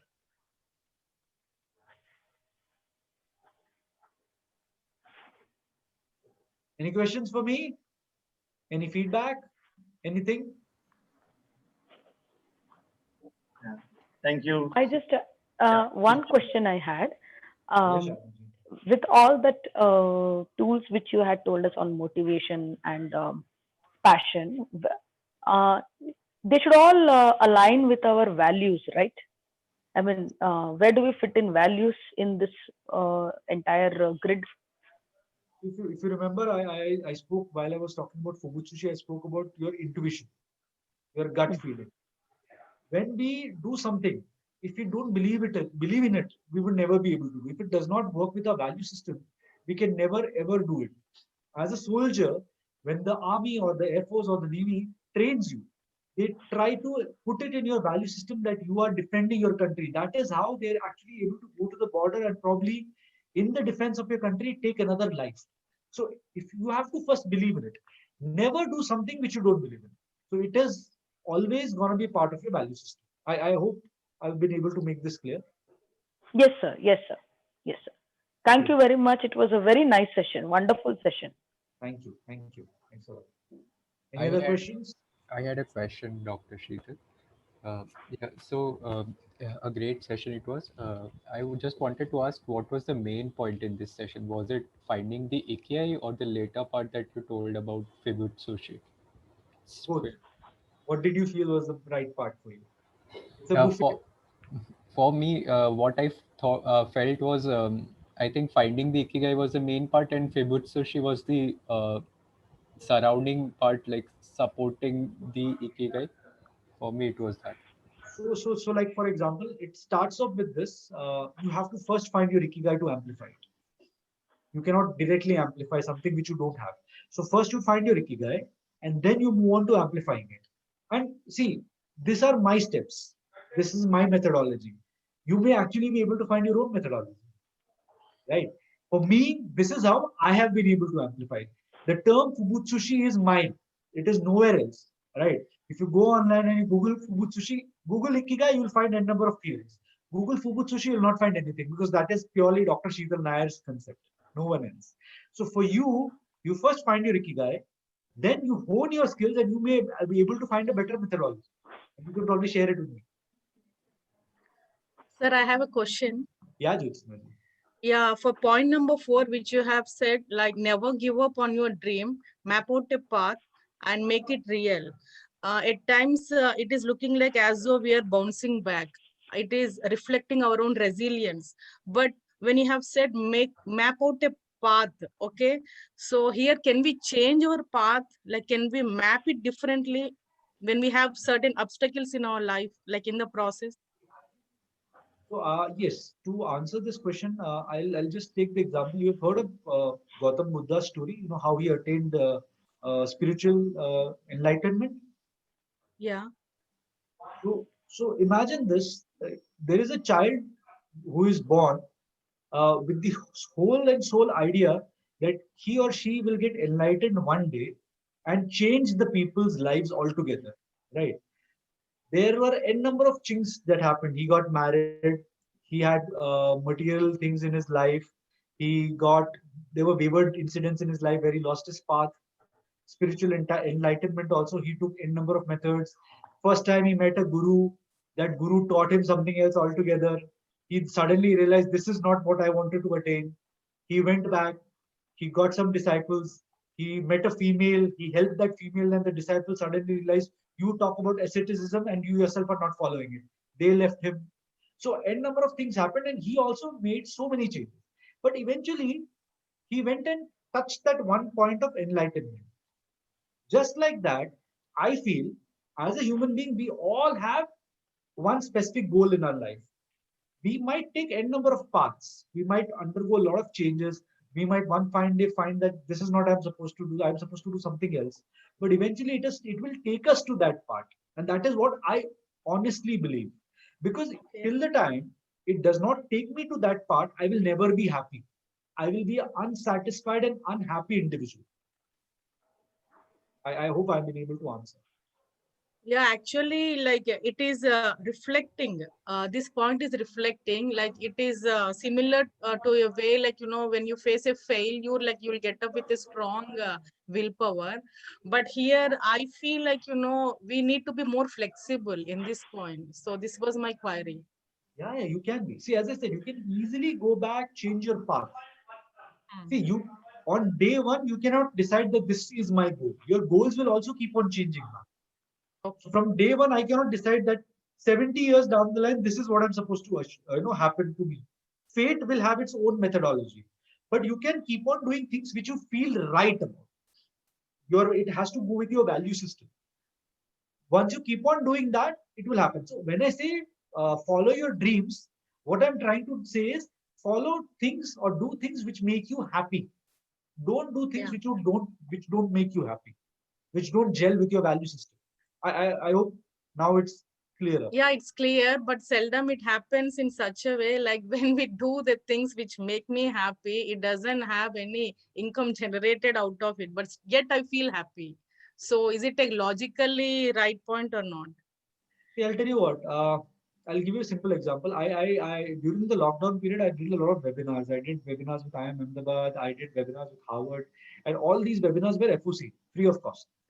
So a lot of my professionals, my fellow professionals, came to me and said, "Sheetal, you are explaining so many good concepts, and you're not charging money." So I told them that it doesn't matter. The idea is that I am reaching out to people. People know me. Now today, my concepts are there, and people know me. Post that, what happened is in the month of June, 30th June, I came out with a book. And that book within 45 days became a bestseller. I am a nobody.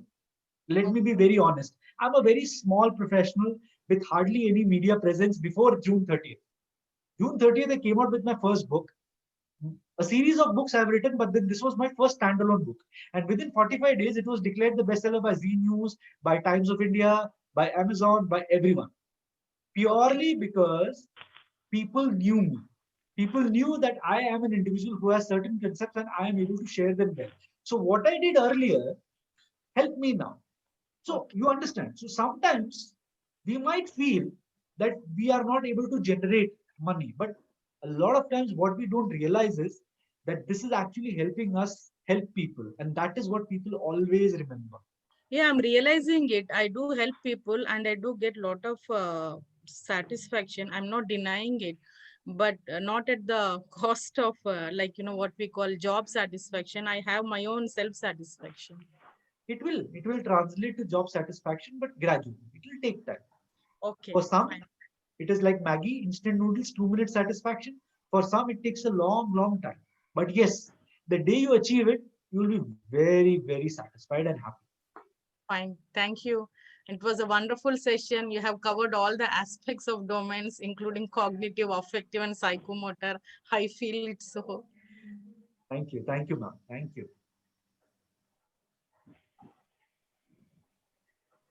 Any other questions? Can I help someone else? For Dr. Amrut Patel and for everyone, you just need to search on Amazon, the Midas Touch, 99 pages to acquire The Art of Alchemy. Amazon is still selling the ebook. Flipkart, you can find the hard copy also, Okay. and I mean, you'll be able to find it easily, right? Thank you, Kushal. It was a wonderful session. Very enriching. Thank you everyone for being part of it, and I really, really appreciate the honest conversation and discussions happening around it. I know it can be sometimes a very overwhelming and difficult also. And when I was talking to Dr. Sheetal also, I said we have a small group of 15 to 16 members. I think that probably enabled the discussions to come out more. Often in a very large group, like 50, 60, 80 members of kind of webinar, we may have certain things to share, but we may not find that comfortable, close enough space. So I'm really glad that we were a small group and we could get a lot of those things answered. And I would really appreciate Dr. Sheetal for, thank you for taking us through this amazing process. I think because all of these things are just one short process at some point, like once we know the process and we keep on iterating at our end, and we keep improving on it, and we try to find the balance of it. So it was great knowing that such a process exists and how we can actually take it by ourselves as well. Great. Thank you, Kushal, for having me here. And it's been an amazing audience. I love the interactions. It was great. Even I think I have taken back a lot of things too from this session. Okay. Thank you, Dr. Sheetal. Thank you, Kushal. Yeah. Thank Thank you, everyone. Really, really appreciate the time. Thank you. It was an enriching session. Good concept. Yeah. Thank you. Thank you. Right, then I'll say bid my adieu to everyone. Yes. Yeah. Right? That's Bye. Yeah. Yeah. Bye. Thank Lovely you. evening, Thank you, everyone. Thank you. Bye. Bye. Bye. Thank you, everyone. Yeah. Bye. Very nice session.